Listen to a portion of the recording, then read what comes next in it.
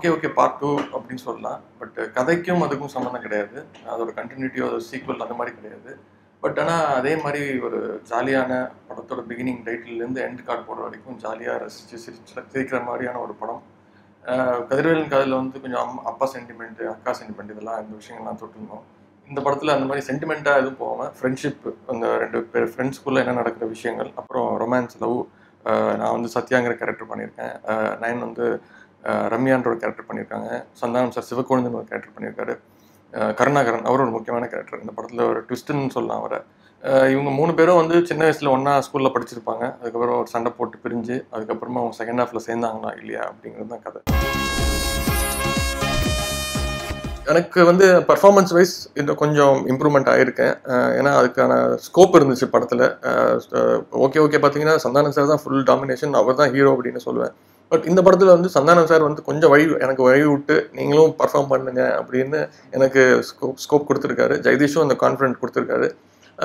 Dance wise எனக்கு வந்து 2 படத்தில் வந்து நான் வந்து டான்ஸ் ஆட தெரில, சரியாக ஆட மாட்டேங்கிறாரு அப்படின்னு சொன்ன விஷயங்கள் வந்து அதை நான் சரி பண்ண ட்ரை பண்ணியிருக்கேன். அவர் பெட்டராக பண்ணியிருக்கேன்னு நான் நம்புகிறேன்.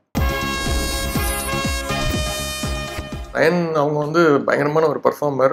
அவங்களோட ஸ்க்ரீன் ப்ரெசன்ஸ் வந்து ரொம்ப அதிகம். அப்படி அவங்கள ஹீரோயினை போட்டுட்டு நம்ம வந்து அவங்களோட ஒரு டம்மி கேரக்டராக ஆக்சுவலாக அவங்க அது கதை கேட்டுட்டு இந்த ரம்யாங்கிற கேரக்டர் வந்து எனக்கு ரொம்ப பிடிச்சிருக்கு, என்னோட ரியல் லைஃப் கேரக்டருக்கு ரொம்ப க்ளோஸாக இருக்குது அப்படின்னே சொன்னாங்க. ஏன்னா ரொம்ப சின்ன சின்ன விஷயத்துக்குலாம் கோவப்பட்டுட்டு ஒரு சென்சிட்டிவான ஒரு கேரக்டராக பண்ணியிருக்காங்க. எனக்கும் அவங்களுக்குமே இந்த படத்தில் வந்து நிறைய சீன்ஸ் இருக்குது. ஸோ அவங்களுடைய உழைப்பு இந்த படத்துக்கு ரொம்ப தேவைப்பட்டுச்சு. அது வந்து கரெக்டாக ஜஸ்டிஃபை பண்ணியிருக்காங்க. நானும் சந்தானமும் கூட்டணி சேரும்போது எங்ககிட்ட அதுதான் எதிர்பார்க்குறாங்க. இவங்க வந்து கதிர்வேலன் கதையில் வந்து பார்த்துட்டு சொன்னது வந்து என்னன்னா, இன்னும் நீங்கள் 2 பேர் பண்ணியிருக்கீங்க, பட் காமெடி கம்மியாக இருக்கு, எதுக்கு உங்களுக்கு தேவையில்லாமல் சென்டிமெண்ட்லாம் பேசிட்டு இருக்கீங்க அப்படின்னு தான் சொன்னாங்க. ஸோ இப்போ திருப்பி ஜெகதீஷ் வந்து ராஜேஷ் சாரோட ஸ்கூல்லேருந்து வந்தவர். அவர் வரிசையாக ரொம்ப சீரியஸான படங்கள்லாம் வந்துகிட்டு இருக்கு. இந்த படம் வந்து கண்டிப்பாக ஒரு ரிலீஃபாக ஒரு 2.5 hours வந்து ஃபேமிலியோட வந்து உட்காந்து ஜாலியாக என்ஜாய் பண்ணி பார்த்துட்டு போகிற ஒரு படமாக தான் இருக்கும். கெட்டதுன்னு எதுவும் நினைக்கல. நல்லது தான் என்னன்னா, நான் தயாரிக்கும் போது என்னோட டெக்னீஷியன்ஸ் வந்து என்னால் நானே செலக்ட் பண்ண முடியுது. அதுவும் அவங்க வந்து எனக்காக அப்படின்னு பண்ணல, அவங்களுக்கும் அந்த கதை பிடிச்சி. இப்போ ஹாரிஸ் சார்லாம் வந்து பெரிய இயக்குனர்கள், பெரிய கதாநாயகரோட ஒர்க் பண்ணுற ஒரு பெரிய ஒரு டெக்னீஷியன். ஆனால் அவர் வந்து என்னோட ஃபஸ்ட்டு படத்துலேருந்து எனக்கு வந்து ஃபுல்லாக என்னோட வளர்ச்சிக்கு முக்கியமான காரணங்கள் வந்து ஹாரிஸ் சார் சொல்லலாம். ஏன்னா கண்டினியூஸாக எனக்கு ஹிட் சாங்ஸ் கொடுத்துட்ருக்கிறாரு. முதல் படம் வேணாம் மச்சான் வேணாமா இருக்கட்டும், 2வது படத்தில் வந்து அன்பே அன்பே சாங், இந்த மாதிரி இந்த படத்தில் வந்து நீ சன்னோ நியூ மோனோ படம், அந்த நயன்தாரா சாங், இந்த மாதிரி நல்ல அவரும் கதை பிடிச்சி அவரும் இன்வால்மெண்ட் ஆகி பண்ணுறாரு. ரீரெக்கார்டிங்கில் வந்து இந்த படத்தை வந்து இன்னொரு லெவலுக்கு எடுத்துகிட்டு போயிருக்காரு.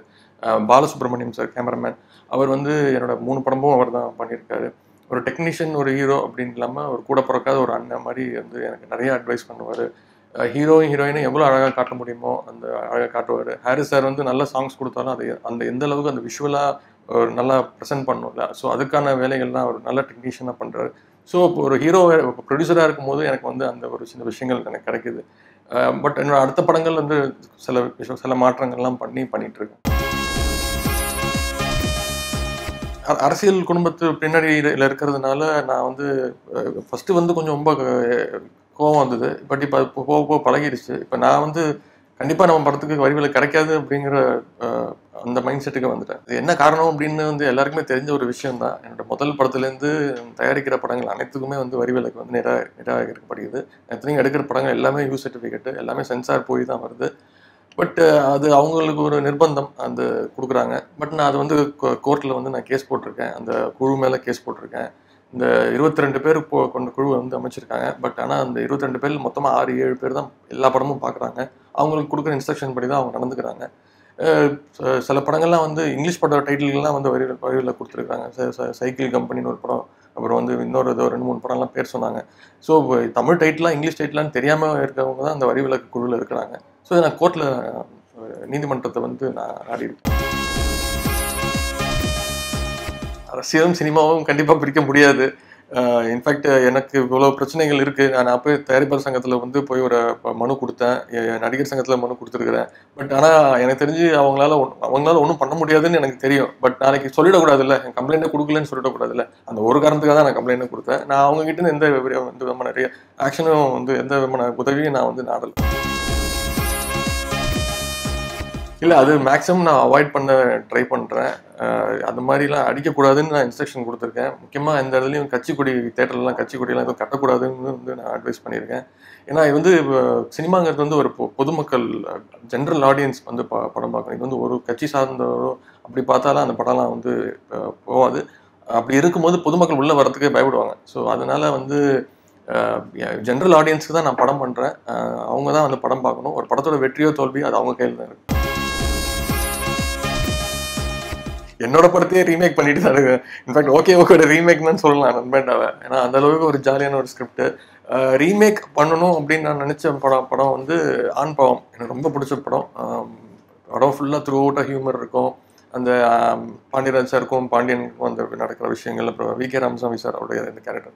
பட் அது பாண்டியராஜன் சார்ட்டு தான் அந்த படத்தோட ரைட்ஸ் இருக்கு. பட் இந்த படம் ஸ்டார்ட் பண்ணும்போது கூட நான் வந்து ஜெகதீஷ்ட ஃபர்ஸ்ட் கேட்டேன், ஆண் பாவம் ரைட்ஸ் ரீமேக் வாங்கி பண்ணலாமா அப்படின்னு கேட்டேன்.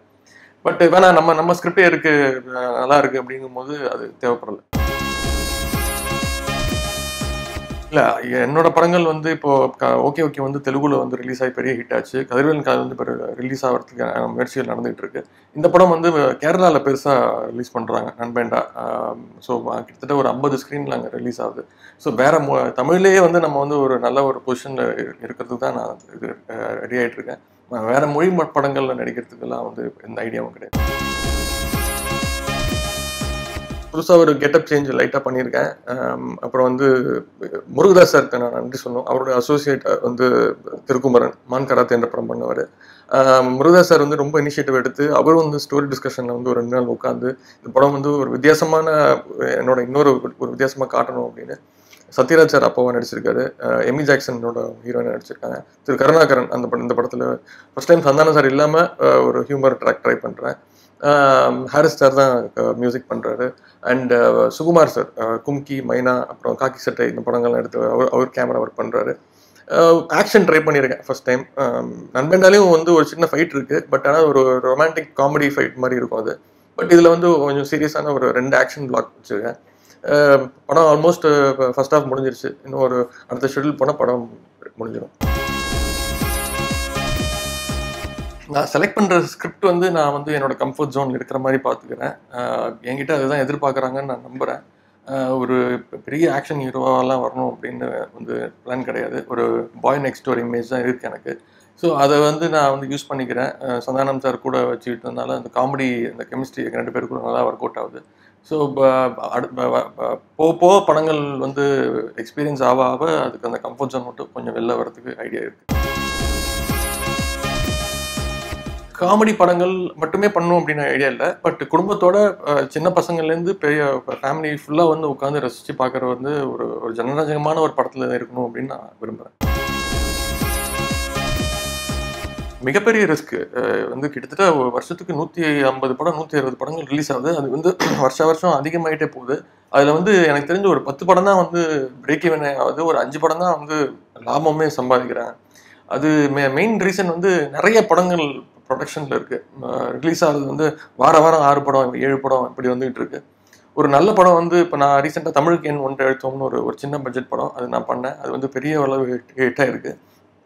ஒரு நல்ல படம் வந்து ரிலீஸ் ஆகி அது வந்து பப்ளிக் கிட்ட போய் அந்த வந்து படம் நல்லா இருக்கு அப்படின்னு சொல்லி அவங்க தியேட்டர் வரத்துக்கு டைம் ஆகும். அந்த டைம் வந்து இப்போ வர படங்களுக்கு கிடைக்க மாட்டேங்குது. ஏன்னா வாரம் வந்து படங்கள் வந்துக்கிட்டே இருக்கு. தியேட்டருக்காரங்க வந்து அடுத்த வாரம் மாற்றிக்கிட்டே இருக்காங்க.